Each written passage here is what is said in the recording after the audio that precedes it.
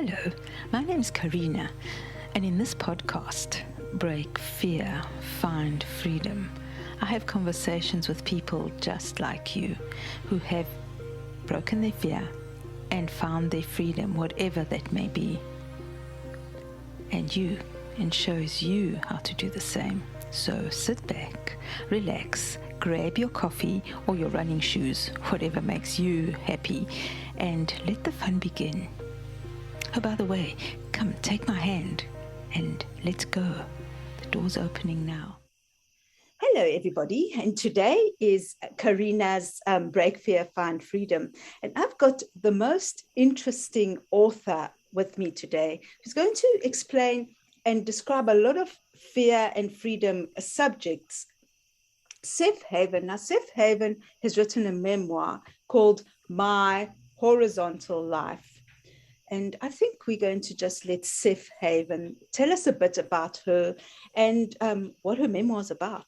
Hello, Sephe. How are you today? Hello, Carina. How are you? I'm awesome. Thank you.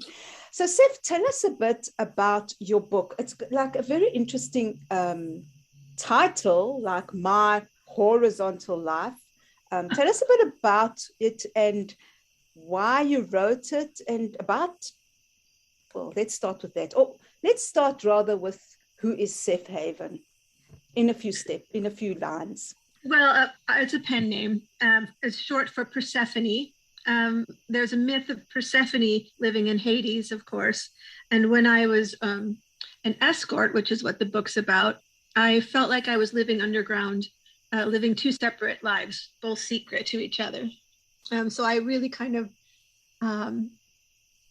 felt like Persephone in Hades. Now that's very interesting. Now, so you were an escort. That's what your memoir's about. Tell us a bit about why. Why I was an escort? Yes. So I wanted to be an actress and an artist and all those things that didn't have anything to do with real life. And I managed to go to Juilliard, which is a really good drama school. But yes. all the time that I was studying, which was about 12 years of study, because I wasn't born rich, that all that went on to student loans and jobs and things. And I graduated almost $100,000 in debt. Oh, okay. When I came out, as an actor, I didn't have a job that was going to help me pay that. So I didn't know what to do. I was on the verge of being homeless. I was a terrible waitress, so I ended up seeing this ad in one of the papers that said, girls earn $1,000 a week, no sex involved, escorts wanted. And I thought, okay, that's like dating and getting paid to be dumped. So it sounds good to me. Sounds right. Yeah. There was sex involved, but it was very scary to cross that border because I never wanted to look at myself and think, oh, in my lifetime, I was a prostitute. No little girl wakes up and says, oh, when I grow up, I want to be a prostitute someday. So that was a hard border to cross. But once I crossed it, I found that that world was a place for a lot of compassion, a lot of artistry, a lot of things that I wasn't allowed to do in real life in real life. So I kind of liked that world. And I ended up staying much longer than I should have, but I became like the number one escort in the country at one point. Wow. They have voting things. It's very weird. That's quite interesting. Okay, I have to ask this. How on earth do they vote something like that? Right? It's kind of like Yelp, but you have to suck. So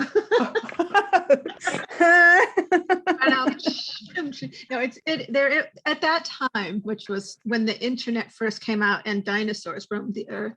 That at that time they had these sites. One was called the Big Doggy, and a lot of men went on it mostly originally to make sure that the girls weren't dangerous or cops or had men with them. So they would kind of communicate with each other and say, is this girl okay? Eventually, because it just became what it was, men started rating the girls because that's what they do. They like numbers. And so they started this rating system, and pretty soon they started voting on who was the best. And eventually, even though I'm not a model or anything, I eventually became number one. And then years went by, even still, when I finally left the business, I was like, I need to write about this or do something with it. So I started doing stand-up comedy. And people would come up after the show and say, "This is a book, right?" And I'd say, "No." I finally wrote the book after many years, and it's only the first 6 months of me being in the business. Wow. So there's a lot of other stories after that. But you must have, I mean, those first days when you first decided, well, you know what, I'm going to do this. Well, I don't know if you ever decide, but how much fear did you actually feel? Oh my God. It was, I think the whole first 2 chapters of my book are talking about me ready to like fall over and vomit and die. You know, it was scary to make, as a woman, for me to make that decision was terrifying. I had so many questions like, are they going to kill me? Am I going to be raped? How do you ask for the money? What about AIDS? Because AIDS was a big thing at that time. So if there was sex involved, what about that? How do you control the men? You know, there was so many unknowns to me. And what about the girls? And what if I, you know, the stereotype is, of course, you know, you see these girls in the gutter with a needle hanging out of their arm, beaten by a pimp, you know. And I thought, yes, it's going to be me. You know? Yes. Yeah, but that didn't happen. But so I think because of all the stereotypes around that business, I didn't know what to expect. So I was terrified. Ah, yes, you must have. And you must have, sorry. I was more terrified of being homeless, actually, because I thought once you become homeless, you can't, it's very hard to come out from that. You know, it's very hard to join life again. So I think I was more scared of being homeless. So I think escort won over homeless. Wow. Wow, that's quite interesting. What was it that, yes, you were scared to be homeless, and yet, so how did you feel about yourself after those first few times that you just did this? You know, how did you become like okay with it? I thought I would feel ashamed and horrified, you know, and but I didn't. In fact, I felt really good. I don't know. I think my dating history prior to that sucked. So I think this was just like dating, but getting paid to be left. So great. Yeah, no, I didn't feel bad. The only time I felt bad was I couldn't let anybody know in my real world because, you know, people would ostracize me or shame me or didn't want to know me, you know, because they're living with those stereotypes too. Yes, yes. Yeah. So I think I partially wrote the book to try and, I was hoping when I was writing it that it would feel like me taking your hand and walking you down with me into this underground world and kind of pulling up this curtain and going, come on, let's go see, you know, hoping. Yes. That must have been also very difficult for you, because how did you keep your lives separate?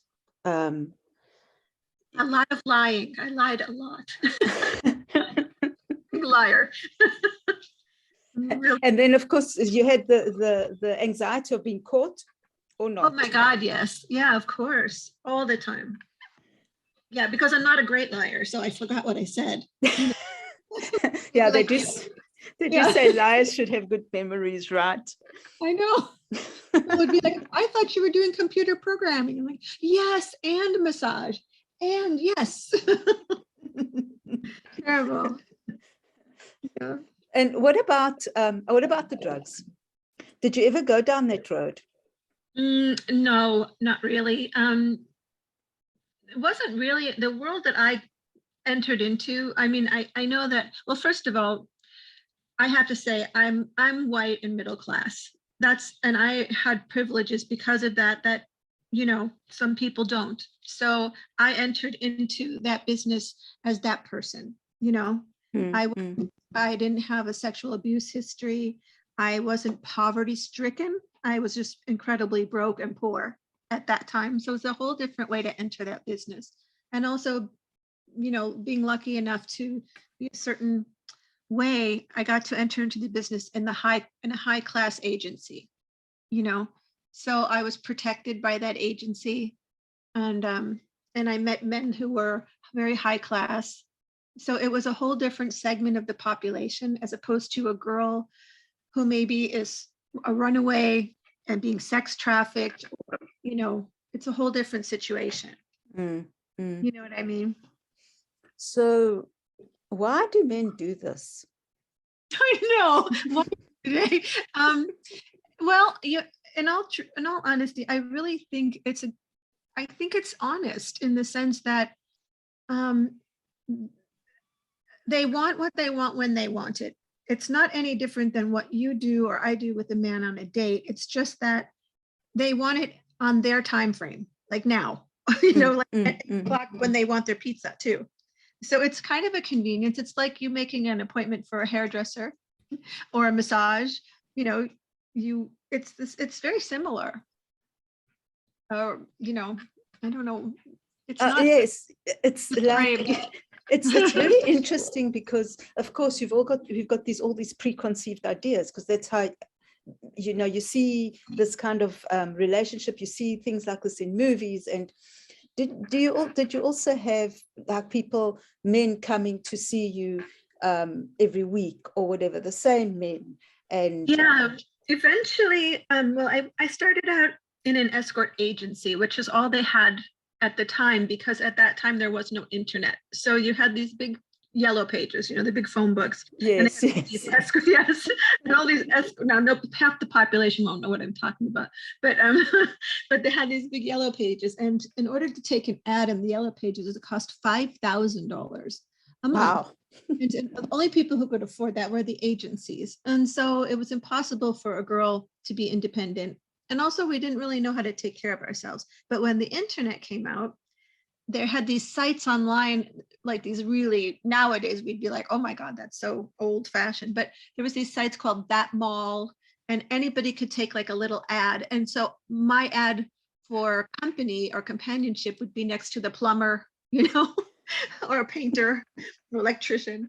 And you could take an ad for $25 a month. And when that happened, then you could set up your own situation. So I took an apartment and made it look like, you know, the Arabian Nights, kind of Scheherazade, you know, and you could see people that could come to me. And when that happened, I was able to have people who were regulars, who I would see once or twice a month or a week or whatever, and get to know these people. I still know some people. I know one person, I've known him, well, he's 90 now. Wow. I know. And I think I've known him 20 years. So he would have been 70 when I met him. Wow. Yeah. That's it's quite interesting. Well, tell me about the one situation where were the most afraid, and how did you get out of it? Oh, geez. Well, I didn't really get out of it. The time I was most afraid was I was in LA, and I had a gentleman call me, and he was in, I lived in LA, and he lived in Orange County, or wanted me to be in Orange County. And I said, well, I don't go down there. You can find somebody there. And he's like, but you have such a reputation. And my ego was like, yes, I do. I'm wonderful. You know, wow. so, you know, so my ego was like, let's go. And I shouldn't have, but so I did go down, and he was in like this really awful motel. I can't even remember the name of it. But it was a lazy boy or something, lazy boy motel with the blinking light, you know, really cheap, and the moths over the door frame. And but when I got there, I was all dressed up, and I got there, and it was a very odd situation. He didn't seem like a normal client. And on the dresser was Hawaiian Punch and Fritos, which none of my clients ever have. And that seemed like a vending machine dinner to me. It just seemed. And the next thing I know, we and I talked, and then at one point he went into the bathroom and the front door started jiggling like somebody was breaking in. Mm-mm. It was terrifying because I thought somebody was breaking in to rob us or kill us or rape us or something, you know.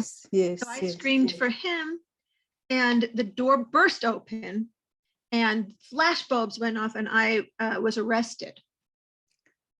Oh, wow. It was really scary. Guns were drawn, and here I am. I'm like about 5'2" and I weigh about 102 pounds, you know? And I'm sitting there in lingerie. You know, I'm really so dangerous. It's like arresting Bambi or something. They're like, put your hands up. I'm like, okay. So yeah, that was the most terrifying, mostly because I didn't know what happened when you went into custody, you know, or that suddenly I didn't know what the punishment was for what I had done, which was nothing yet, you know. Yes. Yeah, it was sort of odd. And I was inside, I was furious too, because I thought, really, this is how you spend your time? Like 4 people tracking down one girl, you know? But it was really scary, and it stayed scary. I went to jail for it. And then when I got out of jail, you know, it stayed scary because you had to waive rights and you didn't know if they were going to prosecute you, and you had to pay fines. And it was just scary for a long time. After. And you're okay with it now? Did you work through it or? Oh my God, it was, you know, a long time ago. So many, it was almost decades ago, but it doesn't matter. And I really didn't, and the charges I was charged with in the end was a very low misdemeanor, like soliciting or something. Oh, okay. I really hadn't done anything. I mean, the gentleman and I hadn't even taken our clothes off. So it was sort of odd, but like nothing happened. Wow. So that's quite interesting. Now you say your book is called My Horizontal Life. Tell us a bit about how do you start your book? How do I start it? Where does it begin? Yes. It begins, I have graduated Juilliard, and I have lost 2 waitressing jobs, and I find that I'm about to be evicted, and I'm super broke, and I see this ad, and I think, what does that mean? Like, I'm at that place of, like you're talking about, that great place of fear where, you know, everything's firing off and you don't know what to do. I started right there, trying to figure out, what does escort mean? And what does it mean if it is prostitute? What does that mean to me? And should I go into that interview or not? And then going on the interview, and should I do it or not? You know, it's all a bunch of decisions at the beginning. Yes. And then also going into the underworld, because I'm sure you met a whole lot of people, and it's dark, it's dirty. That's what they say, right? But what is it really like? It wasn't at all, actually. No, it was, the interview was at this really nice apartment on the Upper East Side of Manhattan. It had like a nice building with a green awning, no doorman, just an elevator building. And inside it was like a 1-bedroom apartment with a nice living room, and a really sweet girl who answered the door, whose name was Tina. And she had a really soft voice. And she was, you know, she handed me a real job application, like for a real job.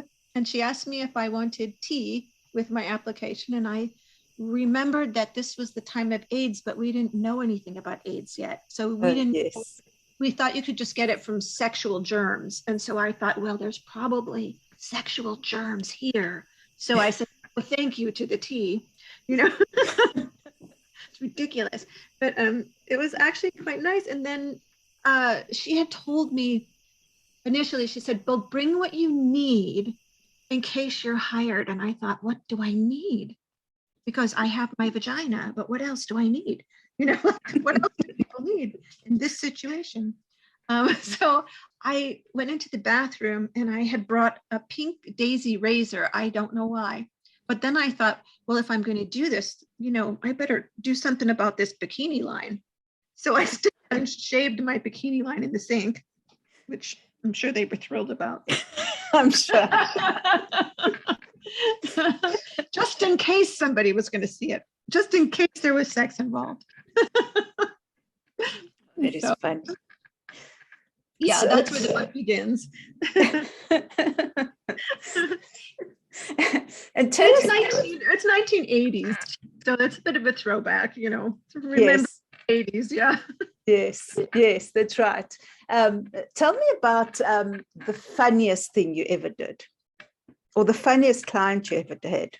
Oh my God, I don't even know where to start. I mean, that's my whole book series, you know. Well, I have one in the book that's already out, so maybe. Well, no, okay. So I actually have on my website. You know, they have this thing that it's like it's a reader's gift. So if somebody goes to it, you can give them a story. You know, Yes. story on my website. I think this is the new one. We'll have all the details at the bottom of in the show notes, so you can all go in and read it and check it out. Well, this is the one story that I remember thinking, oh my God. So I got to this guy's apartment and I'm outside and I'm buzzing to get in and nobody's buzzing me back. And of course it's nighttime in the middle of the night. And, I'm standing there on high heels and he's not buzzing me back. And I'm thinking, oh, this is crazy. So I am about to leave, but a sock comes down and hits me on the head and it has a key in it, like a dirty gym sock. And I'm thinking, well, nothing like making you feel like a lady with a gym sock on your head. So, and the key works and I go up to the apartment that I'm assigned to and I walk down the hall and I think, okay, I don't know if the key goes to the door or not, but I knock and nobody comes. And then I knock again. And then it's an old building, New York has these wonderful buildings, 1900s and so forth. And this, they had those old keyholes that were like the size of a silver dollar and you could swipe the thing away. So yes. The door peephole opens, so the guy's peeping out at me, but I peep back and that's not his eye.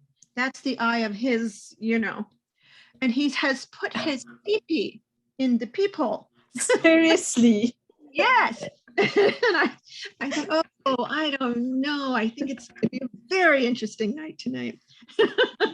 Because how do you get your pee-pee in the peephole except by standing on like a ladder or something, It's not something unless his pee-pee is really, really, really long. But and so there was stories like that where it was just so unusual, and you think, God. And when I met the guy, when he finally opened the door, it was such a surprise to me, Carina, because he was the kind of guy that if you and I were walking down the street, you would think, we'd look at each other and we'd think, oh, he's handsome, chiseled jaw, like mid-30s, really like well-dressed, just this beautiful looking man. Yes. Completely bonkers. And I could see why, he needed an escort. But if I didn't know him and I was walking down the street and he didn't look at me or, give me any rhythm, I would think, oh, there must be something wrong with me today, or I don't look good enough, not knowing he's nuts, Right. Man's nuts. So. Well, that must have been an interesting evening, but weren't you afraid at any time, or was he just funny nuts? He wasn't like psycho nuts. No, the only time that I think there was a time I got angry and was kind of a little scared was, but this wasn't a client this was from an agency that sent me out when I was working in LA. And it was a gentleman, extremely wealthy, has a German background, and he had houses in all these countries, and if I said his name, people would know this name. It's a famous family name. Mm-hmm. I knew he had money and he just wanted somebody for the whole weekend. The problem was he was doing cocaine, which is fine, except I wasn't, and I didn't want to. It's hard to stay up for 3 days with somebody just partying away. Yes. But I did because I was young, I couldn't these days, I'd just be asleep. But I stayed up the whole time. And on Sunday, when I went to leave, he hadn't paid me yet for the agency. And so I said to him, well, did you have a nice time? Oh, no, I said to him, okay, I need you to take care of me for the agency. And he said, well, let me ask you a question. And I said, yes. And he said, did you have a nice time? And I said, oh, I did. I had a great time. And he said, well, there's your payment. And he slammed the door and he let me out without paying me for an entire weekend. So that was scary because I couldn't imagine how somebody could do that and be okay with that. I don't. Wow, it's quite interesting. And Sephe, can you tell me, did you ever find freedom in this whole story? Oh yes, I did, and financially for a while I did, and emotionally, as a woman, I found a lot of power in myself because I eventually got good at it and turned it around. Instead of men doing what men wanted, I kind of seduced them into doing what I wanted, in a nice way, Yes. situation. So I got to lead we still did the same things, but I got to lead it, which was really nice. So yeah, I found freedom in that. And then I also found really deep friendships with my clients who are some of my closest friends. And I'm so grateful for them, which is a strange thing. With the finances in, what was it? In the mid 2000s or early 2000s, I was retiring and I took my savings and I bought a home that was to be built, sort of bought this plot of land. Yes. And the contractor was this woman in Florida, and I was living in New York, and she was invoicing me. And I didn't realize, but she was stealing all my money. So by the time I got to Florida, all the money that I had made in my life, she had stolen. Oh no. Yeah, it was awful. We went to court and everything else. And basically she kind of bankrupted it. And the town that it was in, it was kind of a whore versus thief mentality. And I think at that point, whore trumped thief or thief trumped whore, however it went. It was very strange and sad. But so I kind of then had to start all over again financially. Oh. So what made you leave? What made you decide one day that this was enough? Well, I think there was this sense, I mean, I think all women feel it, of aging out, like, I don't want to have somebody look at me and say, God, she's too old to be doing this stuff, which isn't true. But that was, by the time I was like 27, even, I had clients saying to me, you're no spring chicken. And I'm like, well, God, how old is the chicken you like to, geez, how does that chicken have to be? I think I wanted to escape that, but I also wanted to fall in love or have a regular life a little bit. I wanted to go back to acting and do all those things. But once that woman took away the money, I didn't have that opportunity. So did you go back? I did. I had to, even as an old girl, which is a much funnier story, So what is the story? I can't tell that one yet. Oh, okay. It's more like Golden Girls, situation. So we'll have to wait for your next book, right? To hear that story. Okay. Well, that's pretty cool. And what about confidence? So it sounds like that even though you were doing this job, and it's a job, right? You built confidence and you actually came into yourself as a woman. And that's quite interesting. How did you frame that in your mind? What do you mean exactly? Well, you said earlier that you were confident and you were in charge now of the situation, whatever situation that you found yourself in. How did you become that woman, considering the job that you were doing? Does that make sense? Like, how did you become the strong woman and say, you know what, I'm okay with doing what I'm doing. I'm enjoying it. I'm loving it, and I'm okay with being this beautiful woman that I am. How did you do that? Or was it just a process? Or I think like in any job, you start to get good at what you do if you do it enough. And I think I was an artist always. And I think I just turned it into an art form. And once I made it into an art form, I was in control of it. So for instance, when people came to see me, instead of it being 1 hour, I made it a mandatory 2 hours. And in that 2 hours, I had it booked out a certain way. So in other words, they would come in and the apartment would be lit with all beautiful hundreds of candles, and the bed would be raised high, and there would be thousands of dollars worth of bedding because I worked there, you know. And yeah, and there would be wine and champagne and, you know, lovely things to drink, and we would sit and talk for 5, 10, 15, 20 minutes or longer to really connect. And I think a lot of people wanted that connection. They just didn't know it, because if left to their own devices, it'd be a blank apartment. I'd come in, they'd think they'd have to jump for the, you know, the sex, and they don't. And so the music would sort of time it out. So there wasn't any clocks. I kind of knew where we were time-wise based on where we were in the music. And then it would be time to move to the other room. And even that was something I planned out. I told them, you know, you don't do anything. I do everything. And imagine as a woman, though, if a man said to you, you don't have to do anything, and I'm going to take my time, and for the next hour and a half, I'm going to explore your whole body, and you don't do anything. Wouldn't that be amazing? To me, I'm like, that would be something I would want.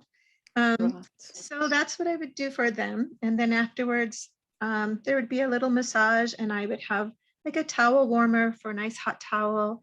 They could take a shower and so forth. So it was like, I hoped that it was 2 hours of bliss, of friendship, of love making, and a place where you could be carried away, you know, where you didn't have to do anything. I love that. So it was a total experience.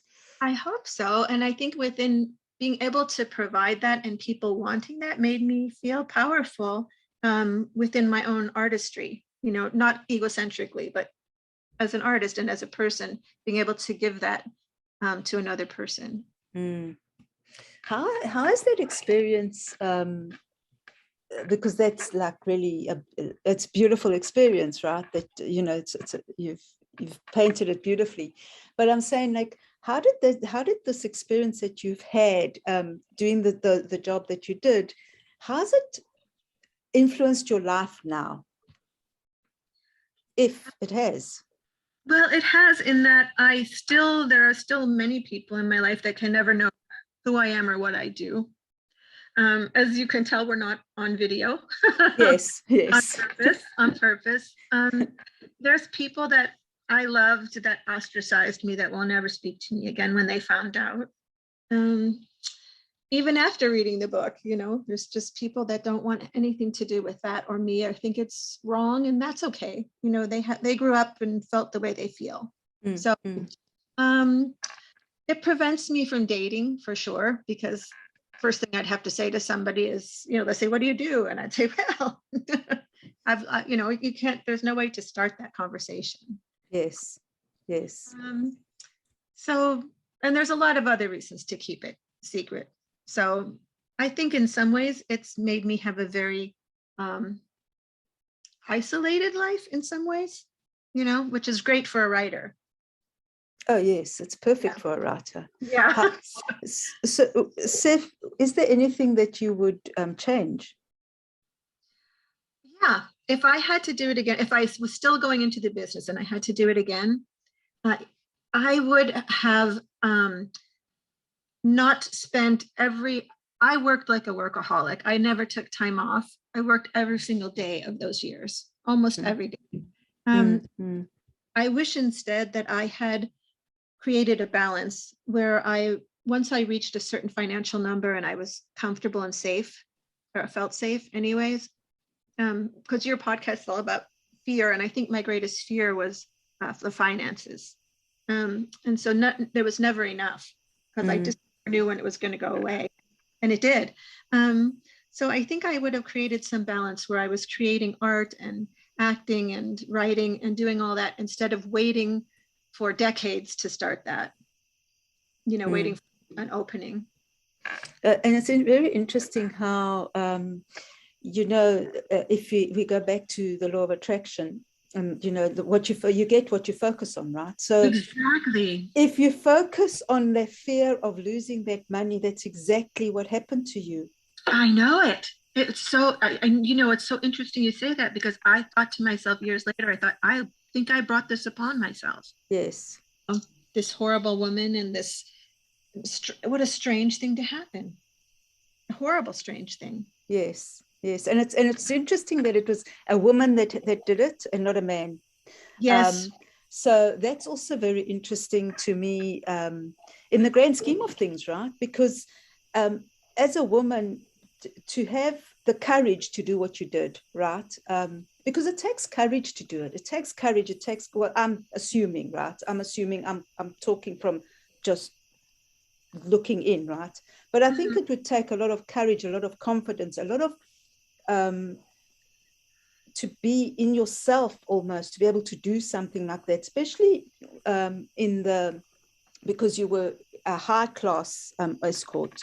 So you were dealing with a higher class, so to speak, of people. So you had to have that confidence to be able to talk to those people on that level. So it was interesting that the woman came in and stole your money. So what are your thoughts about that? Yeah, it's interesting. The book that I'm writing now is a prequel, and it's almost done. And I found out through writing the prequel that my whole, I don't know about, I'd love to know what other women felt about this. When I was in the business, the women in the business were my sisters. We were so close, and they were my family. And it was the closest I've ever been to women. But outside the business, my greatest enemies have always been women. They're the ones who do things that absolutely blindsided me, slut shaming and, just pulling things out from under. I can just point to just the cruelest women in my life that once they found out this is what I did, just stopped at nothing to tear my life apart. It's really interesting that it was women. Why do you think they did that?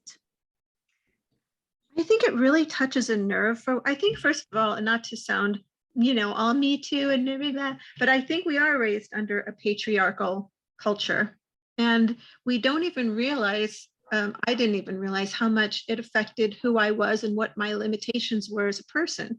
Because you grow up and you think, well, I can do anything, until you think, no, you can't, because you're a woman and you're not being given the same opportunities, until you see that you're not being given those opportunities. Yeah. And I think we all feel that. But when another woman comes in and is doing something that you're told you can't do, and there she's doing it, and she's being powerful at it, and men are appreciating it, and it seems to them I'm getting everything they're not allowed to get. And it's so personal, it's right in their face. So even though it doesn't make any difference if they hurt me in the world scheme of things, it's not going to change anything for them. It just feels like they finally get to strike out at the pain they're feeling, maybe. I'm not sure. This is just my guess. Yes. It's always easier to point fingers at someone else. And I mean, you would be a perfect person to shame and to point fingers at, right? Because of the job you're doing. Yeah. So that's quite interesting. So instead of them looking inside and saying, hey, you know what's going on here? Why do I need to shame this person? Why do I need to bully this person? It's easier to actually just put it out there and blame someone and bully someone else, instead of doing the internal work, I guess. Oh, sure. I would think so. I don't know. I ask myself, who was I jealous of? Because, we're all jealous at some point, but irrationally jealous of. And there were women I was irrationally jealous of. Usually they were Eastern European, because they're so gorgeous, like made them, like they have such symmetry. It's so unfair. And they're usually like tall and just amazing. And I'm like, how does that happen? And they're always so dour. I had a friend and she was like this all the time, bored to death. Yes. One time, she was just so beautiful, and she got anything she wanted. Like, I wanted, of course, to be an actress. She didn't care one bit. And men were just falling all over themselves. What can I do? They took her to the Oscars. And I was just so jealous. And if I was a mean person, I would want to hurt her because she got everything that I didn't get, you know? And one time we were in the bathroom together, and I don't know, she was standing there being all gorgeous. And I just said to her, what your life must be like to be so beautiful. You must get everything you want. And she said to me, yes, I'm beautiful, of course. And I was like, oh my God. And then she said to me, oh, what do you do? You know, she suddenly realized that I wasn't as beautiful. And I said, well, I guess sometimes I'm funny. And she said, oh my God, I never had to do that. As if it was like the worst thing in the world, you know, to have a sense of humor. Wow, that's quite interesting. Yeah, but I remember feeling angry, jealous, like really angry, jealous at her. Like it just wasn't fair, you know? So I thought, well, maybe that's what people felt, not about how I looked, but the opportunities that I seized being a quote unquote slut or whore or whatever they were feeling they do. You know. Well, I suppose also as a woman, it's quite a scary thing to meet someone that's done the job. So to meet a whore, whatever, you know, an escort. It's a better, because maybe on some level, maybe it is jealousy on some weird level. I'm not sure. Now this is sounding like really bizarre as I'm talking. So I don't know. Anyway, so tell me then, so you were jealous of the way she looked, and because she got everything that you couldn't get, right? Yeah. But you were the top escort at some point. So yeah, but I still was never, you know, there was always I was never considered classically beautiful. You know, I'm a sexy girl. I know I have a sexuality about me, but I'm funny, but I'm not really considered beautiful. So I think it's all personality. Well, that has a lot to do with it. Now, tell me the funny part. So why did you become a comedian? Well, I mean, like the other girl, that's something I had to do because I wasn't beautiful like her. You know, I think I always like to laugh and make people laugh. I did that because when I left the business, the escort business, and I wanted to finally get back into acting after I was back where I started financially after the woman stole from me. I thought, well, there's no time like the present, just go back. And you can't just climb back on stage. So the only way I could get back to performing was by telling stories or doing stand-up. So that's what I started to do. And how long did you do it for? Are you still doing it? No, you know, well, COVID hit, so no, but I left a little before that. I was doing it for a couple of years, maybe 5 years. And then, but people would come up afterwards and ask me, is this true stories? Because some of my material was based on being an escort. And I would say, yeah, it's true. And they would say, you got to write it. You got to make it into a book. So I thought, well, I could either spend the week writing 2 or 3 jokes and showing up at, you know, mics, or I could spend the time writing chapters. And I thought, well, chapters is going to last a lot longer. And I'm getting old. So let's go. Yes. That lasts. Yeah. Yes. I just love, there's so many stories now. So what about now? What is your life like now? We've touched a bit on it, but have you, would you say that you're free now, or will that past be with you forever? Will it keep you chained forever? Yeah, I mean, if I didn't want it to, I suppose it wouldn't have to, but I'm still writing about it, and I'm writing about it in a big way now because I wrote 1 book, and now I'm going to have hopefully 10, and hopefully a solo show as soon as COVID, you know, wanes and the theater opens. So I'm still talking the subject, and the more I write about it, the more I realize what I'm saying is not just fun and entertainment, but it's actually quite universal in terms of women's experiences, even if they weren't escorts. You know, a lot of women will say, my God, you know, I think I've had this experience, but I didn't get paid for it, you know? Yeah. So, it's quite interesting that. But financially, because I never recovered from that woman ever. So, you know, That's what that is. So I don't think that will ever change, at least not now. Yes. What about regrets? I regret her. I regret her. That's what I regret. I do, because I think if I had, she wasn't a nice person at all in her personality. And because I was so used to taking people as they were and finding what was amazing in them, because you had to, somebody comes into your apartment, a man, if you don't find what's amazing, then how are you going to spend the next 2 hours plus get naked plus be intimate?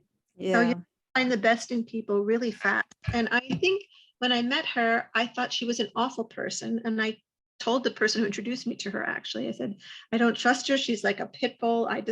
Not that pit bulls are bad, but her personality was a growly, mean person. Mm-hmm. And I just I should have gone with my intuition, but I didn't. So I regret that for sure. Well, there's a lesson here. Listen to your intuition, right? Yeah, for sure. I know. It wasn't a good idea. Yeah. Tell me, okay, where can people find your book? Oh, well, right now it's only on Amazon. I haven't gone wide with it. So it's on Amazon. It's My Horizontal Life with a W, so WHOR, and Seth Haven. And it's getting nice reviews, which I'm really so heartwarmed about, that people are resonating with it and like it. That's very exciting. It's very exciting. And it's exciting that you're doing a whole series. And I think the lessons coming out, so I'm sure it's a very good, deep, good read, right? So I know it's not a long read. I made the first book a quick read. So I've heard people have read it on a 3-hour or 4-hour plane trip or something like that.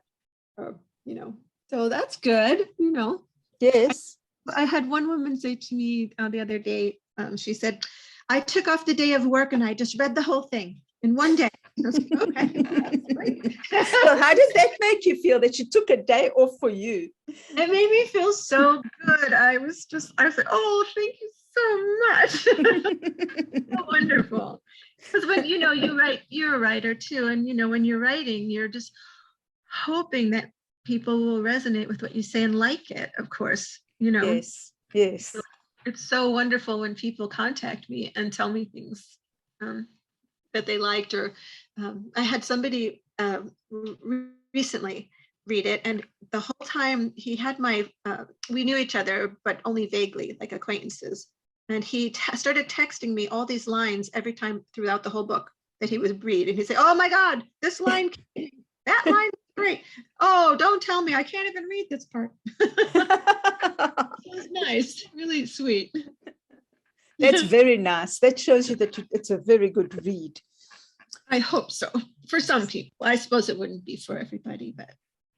Well, all the details will be down on the show notes. But before we go, I'd like to ask you, what change do you want to be in the world? Wonderful. Gosh, what a great question, Carina. I guess I would love to leave some kind of breadcrumbs for compassion and for joy in letting people be who they are without having to change them, or without having expectation of, I don't know. I think that's what I had to do in my work. And I think that changed me the most, because I don't think I came into it that way. So I guess compassion. What about you? What do you? I love that. Yes, the compassion to just know that everyone's the same at the end of the day. We're all the same.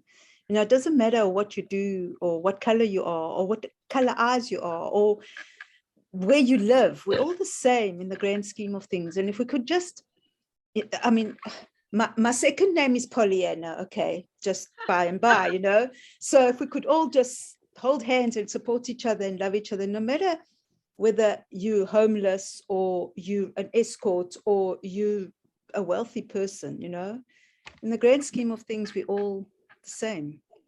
So I think, yes, if we could just hold hands and help each other and support each other Very wherever we kumbaya. can. Right. I know. As I'm saying that, it's like, should we I'll ask him to put the song down and we'll all hold hands and throw flowers in the air. Okay. Oh my goodness. Yeah. I know, it's ridiculous. Okay, Pollyanna. But we can do it because it starts with us, right? That's So right. if we're kind to ourselves, we love ourselves, we're compassionate with ourselves, then we can just put it out there, and it just somehow just one person at a time, and we can change the world. Yeah, maybe. One person. Yeah. Thank you. It's so nice for you to want to talk to me about all this. Thank you. Yes, it's very interesting, and this is about breaking fear, and I think you beat it, and you did what you had to do to get to where you needed to go, and I commend your courage. I commend your confidence, and I commend your boldness to be able to speak about it. That's really nice. I still have other fears, so we can do another podcast. Yes. We only touched on a bit. That's right. 1 bit at a time. That's right. Thank you so much. Thank you, Seth Haven, for being on my show. It was an honor and a privilege to speak to you. And everyone, please look description box and go and read Seph's book. It's like really, really cool. And tell her how beautiful it is. Oh, thank you. That would be so nice. And thank you so much. So we'll see you all soon, and have an awesome day. And Sephe, thank you, and enjoy the day, and just have a beautiful life. Thanks, you, everybody. Okay, Bye. Bye. Bye. Thank you so much for joining us on this week's adventure, and I look forward to seeing you again. Please comment, like, subscribe, and share with your friends if you thought this was amazing. Remember, if you need any additional resources, just check them out in the description box below. Have an amazing week, and we'll see you again next week. Thanks again. Bye for now.